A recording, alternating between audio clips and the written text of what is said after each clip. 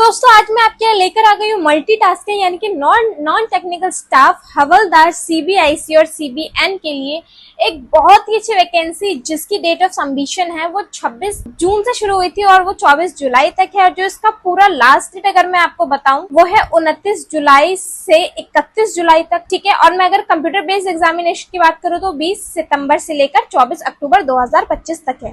तो इसके बारे में अगर आपको सारी जानकारी जाननी है तो मेरे वीडियो को लास्ट तक देखिए और चैनल को लाइक शेयर सब्सक्राइब करना बिल्कुल भी ना भूलें, ठीक है। अगर मैं वैकेंसीज की बात करूँ तो यहाँ पे वैकेंसी टोटल 1075 है, ठीक है, जो कि एमटीएस की है। यहाँ पे मैं अगर आपको एज क्राइटेरिया बताऊं, अगर मैं एज क्राइटेरिया की बात करूँ तो यहाँ पे एज क्राइटेरिया 18 से 25 साल तक है एमटीएस स्टाफ का, जिसमें से जो कैंडिडेट्स हैं उनका जो डेट ऑफ बर्थ है 2 अगस्त 2000 पहले से नहीं होना चाहिए और 1 अगस्त 2007 के बाद नहीं होना चाहिए। दूसरा जो एज क्राइटेरिया वो 18 से 27 साल का है, उसमें जो कैंडिडेट का डेट ऑफ बर्थ है वो 2 अगस्त 1998 से पहले का नहीं होना चाहिए और 1 अगस्त 2007 के बाद का नहीं होना चाहिए। ये हवलदार का है जो सीबीआईसी और सीबीएन के हैं, ठीक है। चलिए मैं आपको बता दूं कि यहाँ पे एज रिलैक्सेशन क्या है। एसटी एससी एसटी के 5 साल है, ओबीसी का 3 साल है, पीडब्ल्यूबीटी का 10 है और पीडब्ल्यूडी बीसी का ओबीसी का यहाँ पे 13 साल है। बाकी आप देख सकते हैं, आपको सब पता चल जाएगा किस कैटेगरी में है, ठीक है। उसके बाद अगर मैं बात करूं यहाँ पे एसेंशियल क्वालिफिकेशन की तो यहाँ पे आपका मार्टिकुलेशन एग्जामिनेशन का होना बहुत ज्यादा जरूरी है, जो कि रिकॉग्नाइज बोर्ड से होना चाहिए, ठीक है। और यहाँ पे और बताया गया कि ह्यूमन रिसोर्स डेवलपमेंट की नोटिफिकेशन के तहत एक्ट ऑफ पार्लियामेंट यानी कि सेक्शन ए के अंडर यहाँ पे जो भी डिप्लोमा करते हैं या फिर जो भी सर्टिफिकेट्स है उनको रिकॉग्नाइजेशन मिल जाता है इस एक्ट के अंदर, ठीक है। एप्लीकेशन फी की बात करते हैं, फी पेएबल यहाँ पे 100 रुपीज है, ठीक है, सबके लिए।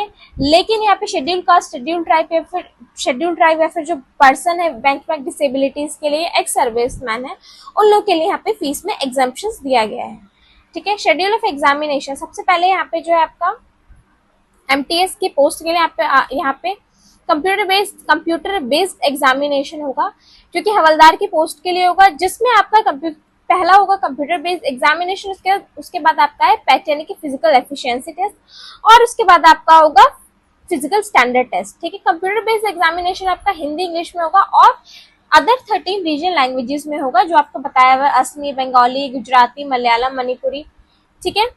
ये जो शेड्यूल ऑफ एग्जामिनेशन है टेंटेटिव है, इसमें कुछ भी चेंजेस भी आ सकते हैं, ठीक है। रीचेकिंग या रीएवल्यूएशन का कोई भी प्रोविजन नहीं है यहाँ पर। अब मैं बताती हूँ यहाँ पे कंप्यूटर बेस्ड एग्जामिनेशन में आपके सब्जेक्ट क्या है या फिर नंबर ऑफ क्वेश्चन वगैरह क्या है।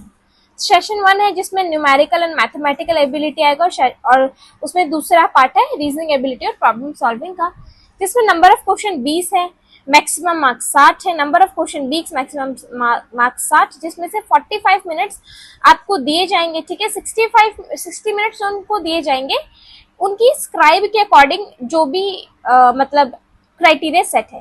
सेशन 2 में आपको जनरल अवेयरनेस और इंग्लिश लैंग्वेज और कॉम्प्रिहेंशन आएगा, जिसमें 25 क्वेश्चन 75 मार्क्स, 25 क्वेश्चन 75 मार्क्स है, ठीक है। इसमें भी क्राइटेरिया सेट किया आप देख सकते हैं। कंप्यूटर बेस्ड एग्जामिनेशन जो है वो 2 सेशंस में होगा, ठीक है। जो पहला होगा उसमें आपको 45 मिनट्स मिलेंगे और जैसे 45 मिनट्स कंप्लीट हो जाएंगे आपका सेशन 1 उसी टाइम क्लोज हो जाएगा और सेशन 2 शुरू हो जाएगा।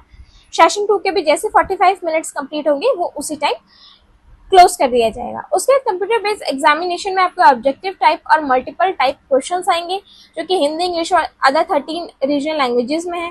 नेगेटिव मार्किंग सेशन 1 में नहीं होगी, लेकिन सेशन 2 में नेगेटिव मार्किंग होगी, 1 मार्क्स काटा जाएगा हर रॉन्ग आंसर के लिए। तो गलत आंसर देने से बेहतर है आप आंसर ना दें।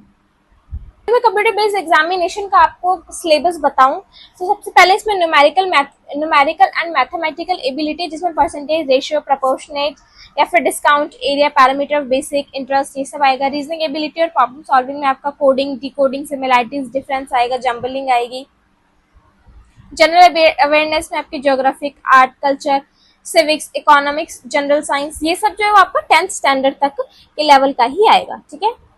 English language comprehension, vocabulary, grammar, English language and comprehension में आएगा vocabulary, grammar, sentence structure, synonyms, antonyms और उसके करेक्ट यूजेस, ठीक है। और उसके बाद जो भी पैराग्राफ वगैरह आएगा उसी के रिगार्डिंग आपके क्वेश्चन होंगे। उसके बाद है फिजिकल एफिशिएंसी टेस्ट होगा, फिजिकल स्टैंडर्ड टेस्ट होगा, ठीक है। फिजिकल एफिशिएंसी टेस्ट में जो वॉकिंग है इसमें मेल में 1600 मीटर इन 15 मिनट्स है और फीमेल के लिए 1 किलोमीटर इन 20 मिनट्स है।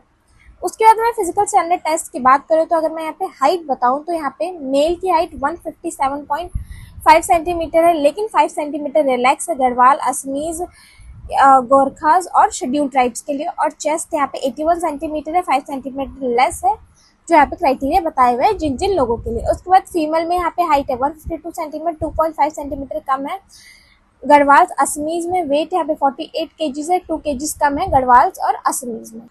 उसके बाद मोड ऑफ सिलेक्शन की अगर मैं यहाँ बात करूँ तो आपका कंप्यूटर बेस्ड एग्जामिनेशन सेशन 1 और सेशन 2 होगा, ठीक है।